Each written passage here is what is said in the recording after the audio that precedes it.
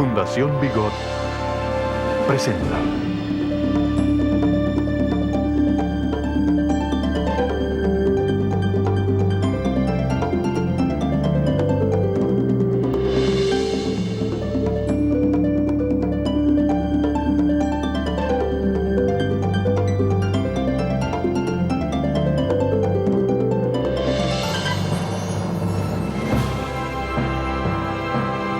Encuentro con Serie Memoriales. Con mis hijos muy conformes. La historia de Berta Vargas.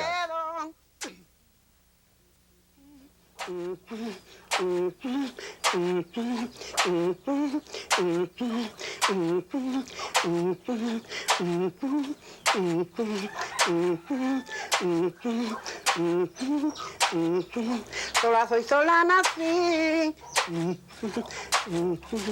Y sola me parió mi madre. Sola soy, sola nací. Sola me parió mi madre. Y sola debo de andar como una pluma en el aire. Y sola debo de andar como una pluma en el aire.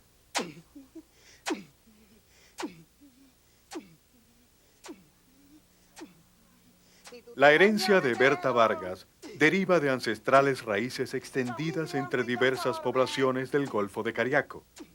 Cariaco, conocido en otros tiempos como San Felipe de Austria, es su lugar de origen. Allí nació en el año 1918 y aprendió la historia que está por escribirse sobre la vida de esclavos que atesora en su memoria. En ese valle, plantado antiguamente de algodón, caña y cacao, la penuria borró los nombres distintos de sus antepasados, se ensañó contra un color de piel, aniquiló sueños, anhelos, esperanzas. Cariaco también es cerezal. Es el mismo río Carinicuao que empuja sus aguas hacia una laguna llamada Canpoma, que busca hacia una ensenada, hacia un muelle, hacia un mar. Es aldea de agricultores y artesanos, hombres y mujeres de campo que obtienen el sustento diario obedeciendo a sus más antiguas tradiciones. El principal oficio que practican pertenece a una sabiduría popular de lejanísima enseñanza, a un arte hereditario inspirado en la vida interminable de la naturaleza. Berta Vargas incorpora los recuerdos de infancia a esas faenas, borda entre sus dedos los sueños de una niña, la ilusión de otras edades, de otros ojos, de otras manos que ahora llevan aguja y dedal y reviven pétalo a pétalo la alegría perdida de humildes muñecas de trapo mientras brotan de su corazón infinitas canciones de una patria ya olvidada.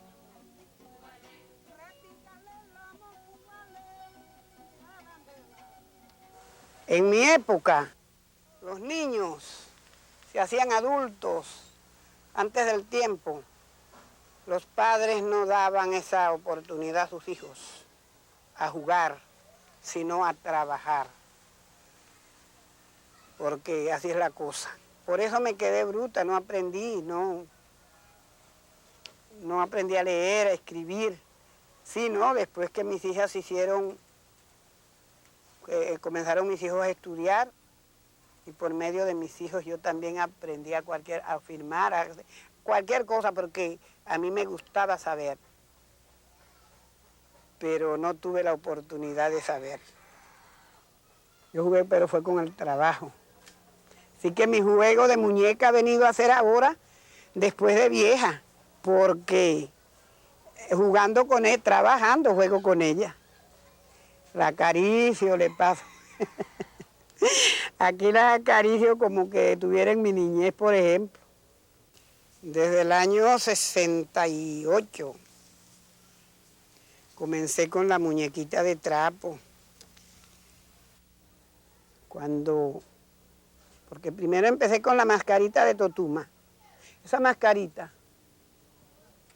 Y por último, pues, la muñeca de trapo. Y todavía hasta el sol de hoy, el pueblo todo trabaja esto. No tan solamente el pueblo de aquí, sino a muchos puntos, porque el tacar, por ahí no se hacía muñequita. Hoy lo encuentra usted en la carretera de Puerto La Cruz, de Cumaná para allá. Pero ellos no hacían estas muñequitas. Así que esto fue, como quien dice, un aprendizaje no tan solamente para el pueblo de Cerezal, sino para muchos lugares, muchos puntitos por aquí. Vamos a empezar primeramente maquillando la muñequita. Yo soy una aldeana, amante del placer, y salgo de mañana al prado a recorrer. Cultivo de mi aldea yo traigo para vender. Vamos que ahora le voy a poner las cejitas, porque una mujer no se puede vestir sin que se ponga su maquillaje completo. Yo traigo para vender frutas, flores y graea, como es muy natural. Para el fuego, para el juego, para el juego angelical. Nosotras divertidas jugamos este carnaval. Sus ojos bordados con el hilo son más naturales, son más verdaderas, porque esta es la muñeca antigua. Vamos que ahora vamos a ponerle la boquita. Todo lo vamos haciendo con el hilo, porque este maquillaje es solamente de hilo. Este no lleva fieltro, este no lleva otra cosa. Entonces, pues, ya aquí está ella, vamos a ponerle lo vivo de los ojos, que también hay que ponérselo, porque si lo dejamos así, aparece como que tuviera muertica. Pero poniéndole un puntico negro aquí, en el centro de los ojos, con el mismo hilo, en el centro de lo blanco, esto es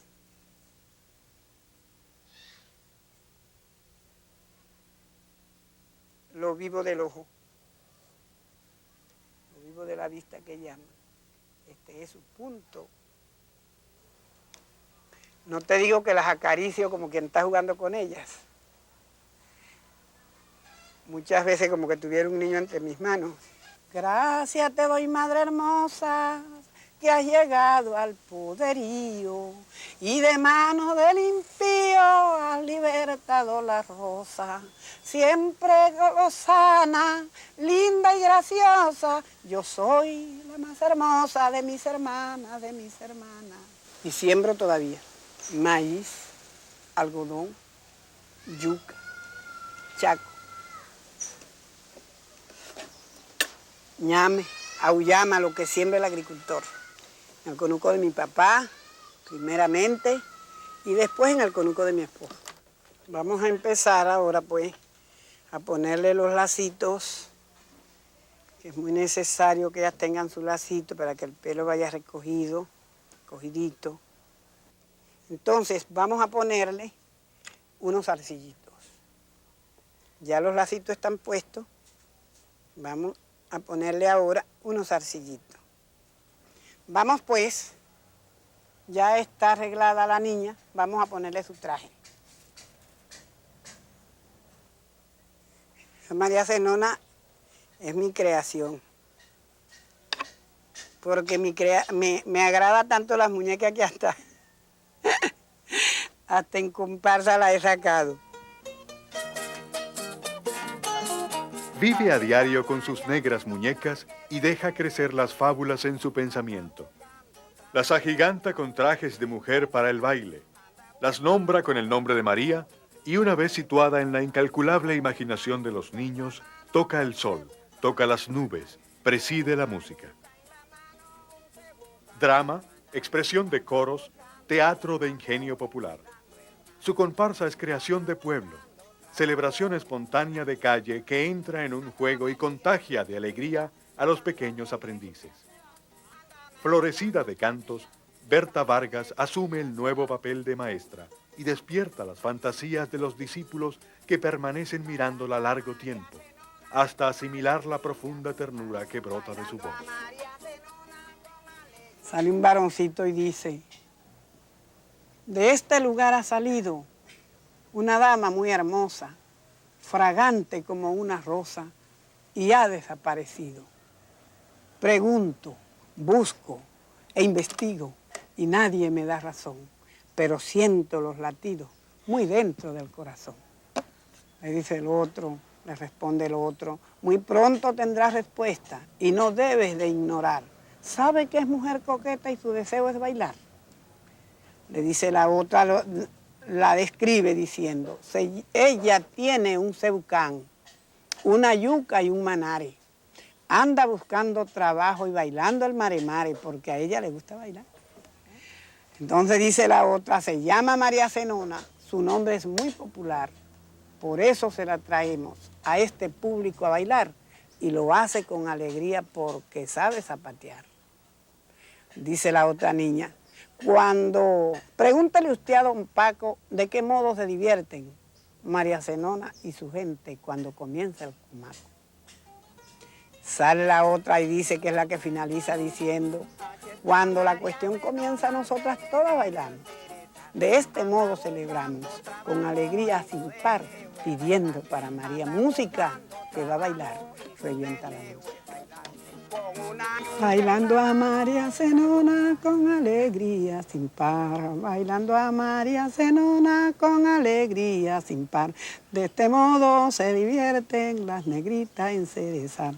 De este modo se divierten las negritas en cerezar. Anda María, anda aquella, buscando a reyes que ya se va. Anda María, anda aquella, buscando a reyes que ya se va. Sepa que esto es directamente una enseñanza para los niños, porque a ellos también les gusta que se les tomen en cuenta. Que nosotros somos adultos realmente, y si a nosotros no se nos toma en cuenta, nosotros hacemos de cuenta que somos un ser a la izquierda. Pero cuando se nos toma en cuenta, uno se siente, pues, es decir, a mí me agrada cuando se me toma en cuenta, porque, digo, es decir que no soy cualquier cosita. Ya sé que sirvo para algo. Estamos viendo Encuentro con... Las manos de Berta Vargas, que han arado la tierra, también han puesto una pluma sobre el papel. Han trazado su propia invención del mundo en cerezal. Su alfabeto de viejas cicatrices está dedicado siempre a un mismo Dios. Las palabras sonoras que invocan el ayer hablan de las costumbres, recogen dolores y alegrías de su pueblo, se cruzan, extienden señales del verso, desgranan letra a letra cuentos, cantos, teatro, aromas de antiguas vidas, leyendas de amos y esclavos, nostalgias, emociones. Porque digo que fue esclava, porque así me lo decía mi mamá. La señora tenía la espalda acangrinada, como cuando a uno le pegan candela. Y yo le pregunté a mi mamá, porque era una señora, una viejita encorvada, ya, bueno, ya pasada, que ya no salía de su casa, sino que como los niños son curiosos, cuando uno es niño, uno es curioso y le gusta mucho saber.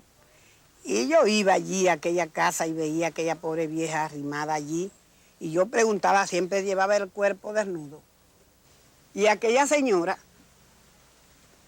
me dijo, mi mamá me decía que era que ella había sido esclava y había llevado mucho látigo. Y eso era la marca de los latigazos. Que había un esclavo llamado Juan, su mamá se le había muerto y ella lo había dejado empeñado ahí en esa casa de ese don fulano de tal. Y entonces el trabajo era cargar bestias y cuando era la medianoche lo levantaban de madrugada, grande, lo levantaban para que fuera a llevar las cargas. Por ejemplo, era el ejemplo que me ponía, como decir, de aquí para el muelle, que era el puerto. Eran caminos malos porque los caminos no habían vía de penetraciones, sino todo en burro. Esto lo conocí yo. los caminos malos, habían malos pasos donde una persona pasaba hasta 2 horas en un paso malo tan angosto y tan corto, y eso le quitaba tiempo, porque si el burro se caía había que quitarle hasta el sillón. Yo viví eso, hasta el sillón para poder pasar ese mal paso y poner el burro allá y llevarle la carga y llevarlo a él. Mire, qué tragedia, no quisiera volver allá. Pero entonces, bueno, total era que Juan lo llamaban de madrugada. Juan, Juan, él decía, mi amo, señor, le decía el amo, ensíllate al burro negro y anda para la ciudad. Bueno, se levantaba Juan, iba para la ciudad. Cuando llegaba a esas partes malas, de tiempo de invierno, se le caía el burro, o se le caían los burros, porque el burro negro y anda para la ciudad era que ese burro era el campanero de los otros burros.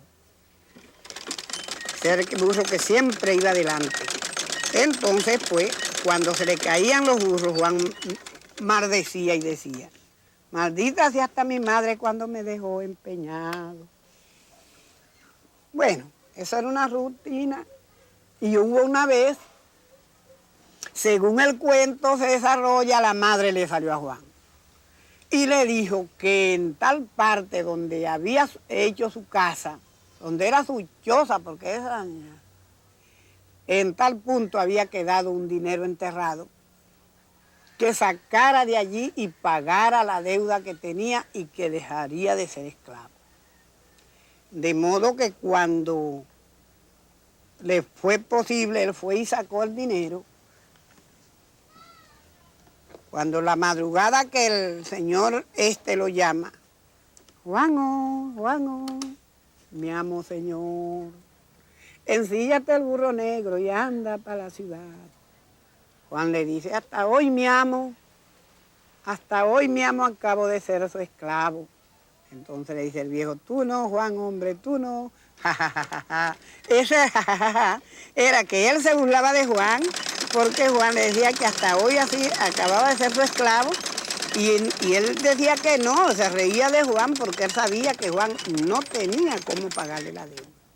Pero lo que no sabía él era que ya su madre después de muerta le había dicho dónde podía conseguir el dinero con que pagar. Estas son las historias que me contaba mi mamá, y así se las contaba yo a mis hijos, y ahora se las refiero a ustedes. Relata la vida inimaginable de una lejana descendencia del África. Memoriza los cuentos cantados mientras reteje el tiempo entre hilos de algodón. Anuncia su soledad. Teje y canta con cantos de trabajo que alivian la faena y llenan de bienaventuranza el espacio más íntimo de su alma. Y sola debo de andar como una pluma en el aire. Porque eso es, según y cómo, el trabajo que uno está desempeñando. Si una persona está pilando, no puede cantar malagueña. Eso no, el funcionamiento del trabajo, la cosa, no se lo permite. Canta pilón porque es el pilón. Pero el canto de pilón se puede añadir en cualquier trabajo. Como es el polo. El polo también se puede añadir. Pilando, no pilando, sino moliendo tampoco, porque nadie hay una cantidad.